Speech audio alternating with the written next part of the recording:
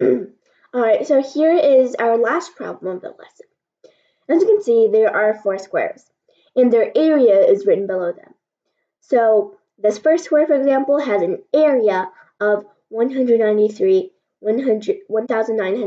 squared, and so on. What would the sum of the black areas be greater, or would the sum of the white areas be greater, and why?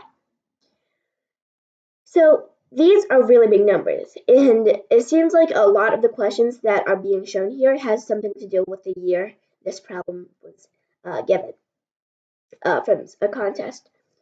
So first, since these are huge numbers, I just want to let's replace them with smaller numbers. For example, this becomes 2 squared. This becomes 3 squared. Plus 7 squared plus 6 squared.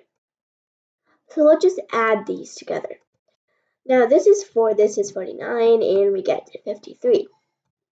This is 9, this is 36. And together it is 45.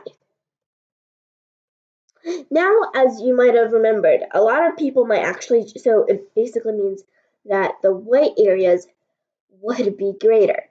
Now you must be thinking, well, some people might actually choose the black areas to be greater, and actually for me, when I first saw this problem, that's what I thought too.